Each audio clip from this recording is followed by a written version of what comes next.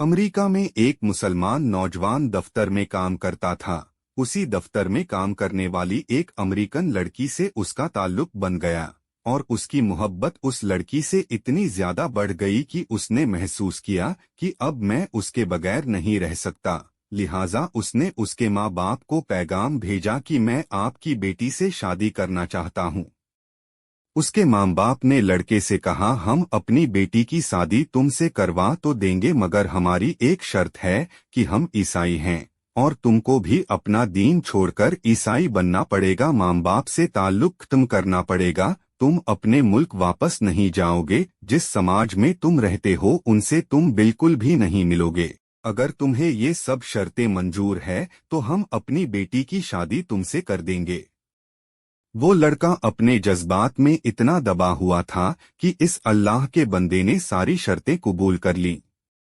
माँ बाप से रिश्ता खत्म, अजीजों से करीबी लोगों से रिश्ता खत्म, मुल्क से रिश्ता खत्म और जिस समाज में रहता था उनसे रिश्ता खत्म, हत्ता कि वो ईसाई बनकर ईसाइयों के माहौल में जिंदगी गुजारने लगा। और उसने इस लड़की से शादी कर ली। जब उसके मुस्लिम दोस्तों को उसके बारे में पता चला तो वो बड़े परेशान हुए। कभी कभी वो उसको तलाश करने की कोशिश करते, मगर वो लड़का अपने दोस्तों से मिलने से भी घबराता। कभी कहीं से किसी को देख भी लेता तो दूर से ही कतरा जाता। लोग आखिर थक गए।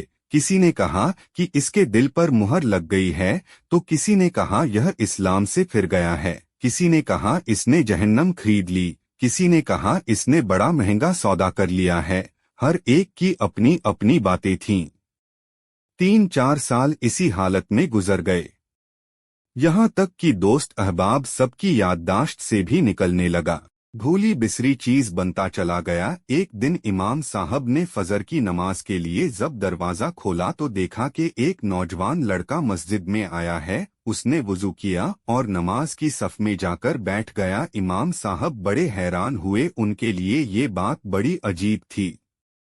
इमाम साहब ने नमाज पढ़ाई और उसके बाद उस लड़के को सलाम किया, फिर उसको लेकर अपने कमरे में चले गए और मोहब्बत से पूछा कि आज बड़ी मुद्दत के बाद आपकी जियारत नसीब हुई है। उस वक्त उस लड़के ने अपनी हालत बताई कि मैंने उस लड़की की मोहब्बत में अपना सब कुछ कुर्बान कर दिया।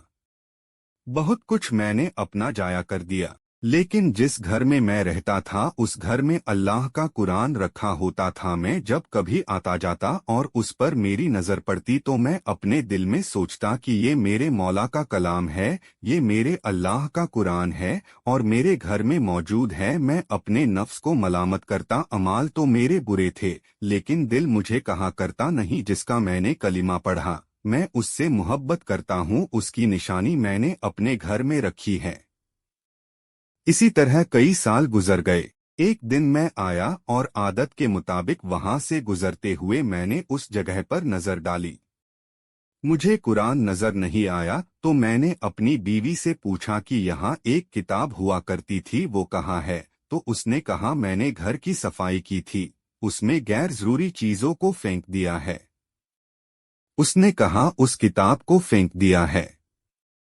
ये सुनकर मैं वहां से वापस गया और कूड़ा फेंकने की जगह से उस किताब को उठाकर ले आया। जब लड़की ने देखा कि ये बहुत ज्यादा इस किताब का एहसास कर रहा है तो वो भी सोचने लगी कि आखिर वजह क्या है। तो लड़की ने पूछा, आखिर तुम इस किताब की इतनी फिक्र क्यों कर रहे हो? लड़के ने कहा, बस मैं इस किताब को रखना चाहता हूँ। उस लड़की ने जब देखा कि ये किताब तो अरबी में है, कोई न कोई ताल्लुक इसका इस्लाम से है, तो उसने कहा देखो इस घर में या तो ये किताब रहेगी या फिर मैं रहूंगी, तुम्हें इसमें से किसी एक के बारे में फैसला करना होगा। वो कहने लगा कि जब लड़की ने ये कहा तो मेरे लिए ये जिंदगी का अजीब वक्त था। मैंने अपने दिल से पूछा कि तूने अपने ख्वाहिशात को पूरा करने के लिए वो सब कुछ कर लिया जो तुझे नहीं करना चाहिए था। आज तेरा रिश्ता परवरदिगार से हमेशा के लिए टूट जाएगा। अब तू फैसला कर ले कि तू इसको चाहता है या इसके परवरदिगार को चाहता है। जब मैंने दिल में ये सोचा तो दिल से ये आवाज आई कि नहीं, मैं अपने मौला को कभी नहीं छोड़ सकता। मैंने लड़की को तलाक दे दिया। फिर मैंने दोबारा कलिमा पढ़ा और अब मैं हमेशा के लिए पक्का मुसलमान बन चुका हूँ। दोस्तों, अगर आपको हमारी ये वीडियो पसंद आई हो तो बराए मेहरबानी वीडियो लाइक शेयर और सब्सक्राइब करके बेल आइकन को ऑन जरूर करें। खुदा हाफिज।